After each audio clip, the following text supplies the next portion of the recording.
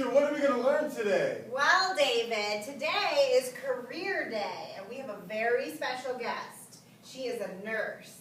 Ooh. Yep, her name is Miss Rayburn. Let's give her a big round of applause. Hi, kids. Thank you for having me. Today we're going to learn about the exciting history of nursing. Ooh. It all started when... During the 1800s, the image of nurses transformed from that of a prostitute to a professional. Early in the century, women in jail would serve out their time in hospitals as nurses. However, after Florence Nightingale's contributions to the field, nursing became an acceptable profession for young women.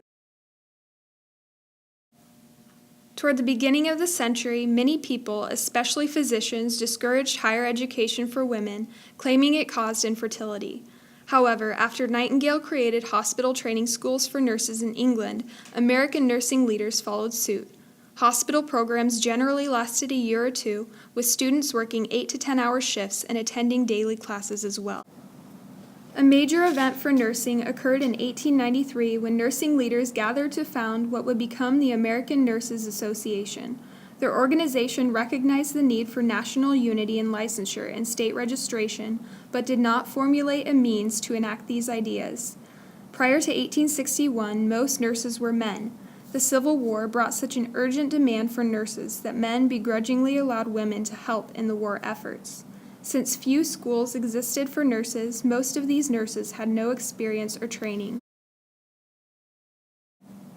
Near the end of the century, student nurses staffed most hospitals, leaving trained nurses to find other jobs. A nurse's duties included bed baths, vital signs, charting, and setting up medicine trays. Nurses were to be submissive and could not question a physician's order. During the 19th century, nurses recognized the need for cleanliness not only during surgical procedures, but also in all parts of acute care.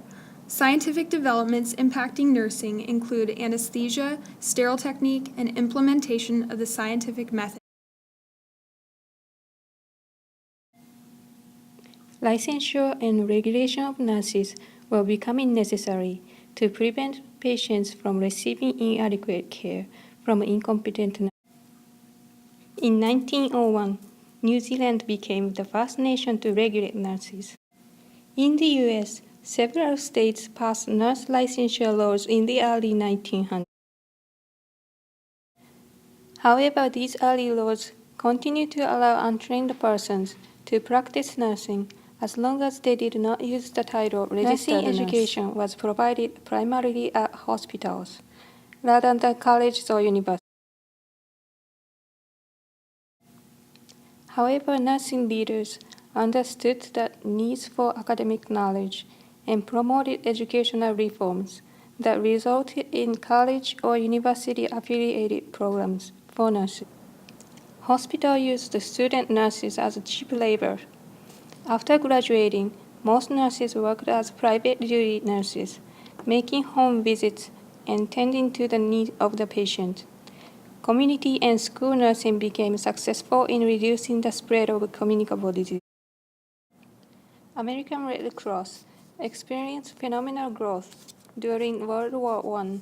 Over 20,000 nurses were recruited to serve in the military. During the period of 1920 to 1940, nurses wore calf-length dresses. There were still white uniforms worn, especially in nursing school. Color was added using the undergarment worn under the white sleeveless dress, and caps were also still part of the attire. Education-wise, nurses needed a high school diploma, satisfactory grades, screening tests, and prereqs for the nursing program. Licensing exams were written by each of the 48 states. Nurses were known as the general practitioners. There were nurses who worked in the hospitals and nurses who went from house to house to care for the people in rural areas. Science and technology was starting to change with new developments. The iron lung machine came out and it helped people having trouble breathing breathe. The use of radiation therapy to care for cancer patients was being used in several hospitals regularly. Lastly, the electroradiograph machine was becoming popular to treat heart diseases. In 1929, the Great Depression affected many, including nurses. Nursing schools and programs were at its peak at the time, and higher educational requirements were required. Nurses were in high demand because of extreme poverty leading to many illnesses, and numerous people were in need of medical attention. However, there were several nurses that turned to other lines of work because of hospitals and nursing schools closed down due to lack of funding, leaving countless nurses without jobs. In the 1940s, nurses' uniforms consisted of dresses, aprons, and caps. The dresses were calf length. The uniform kept the nurses looking professional.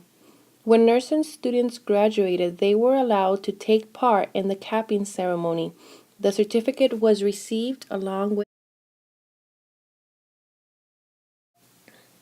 During World War II, medical school classes were accelerated. A new program of study was introduced, reflecting the health issues of war. In 1943, federal funds were approved to train nurses. The curriculum was accelerated from 36 months to 30 months, where in 6 months students had a practical assignment in their home or military station. Post-World War II, a new type of technical education was proposed, a 2-year program to receive credits at a community college. This program started in 1950. Scientific advancement in the 1940s proceeded at a rapid rate. The government established offices to oversee all wartime scientific and technical. While studying penicillin notatum, Alexander Fleming discovered an active ingredient in the mold. This was eventually used for making penicillin, which is the earliest discovered and most widespread antibiotic.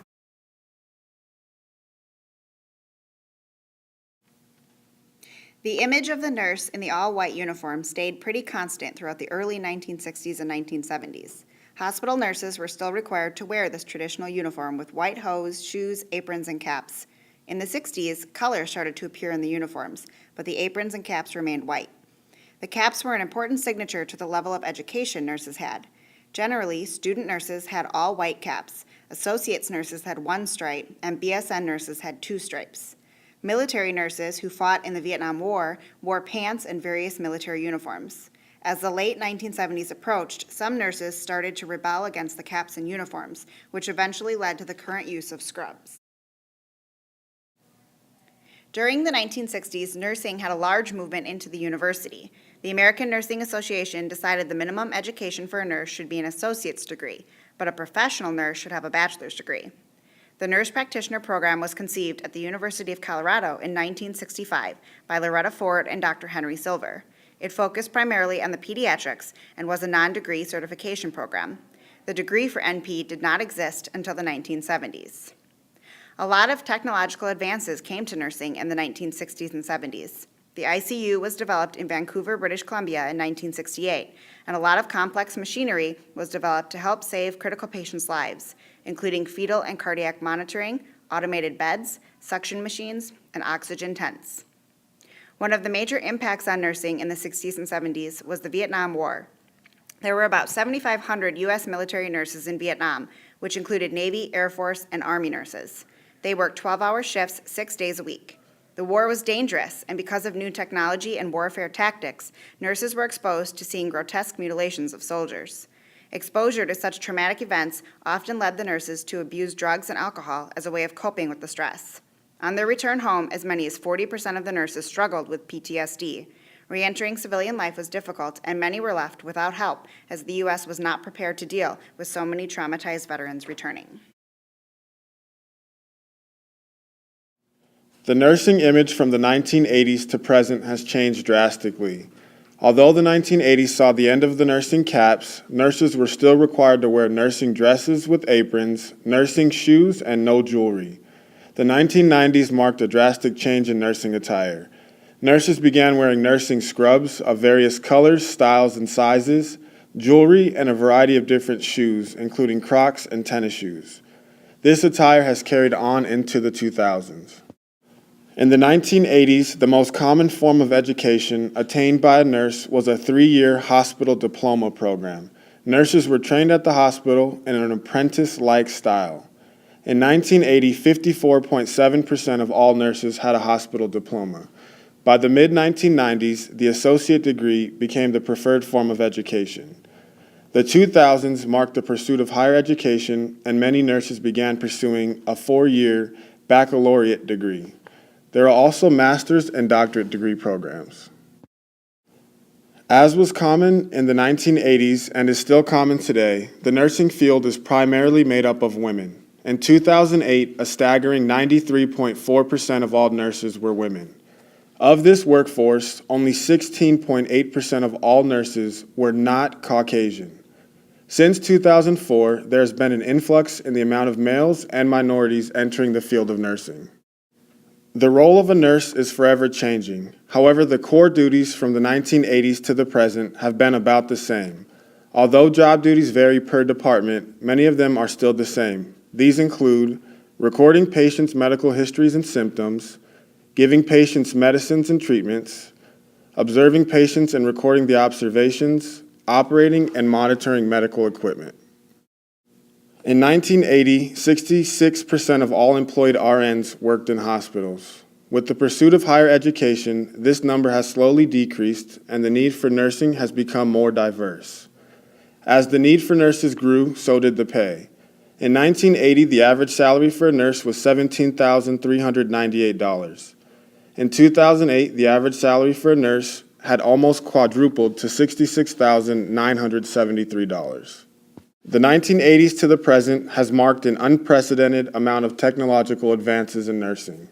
Such advances include computers in healthcare, safer medication administration, electronic medical records, electronic health records, a puddle guppy for aspirating bodily fluids and liquids, and an aqua box or hand sanitizer.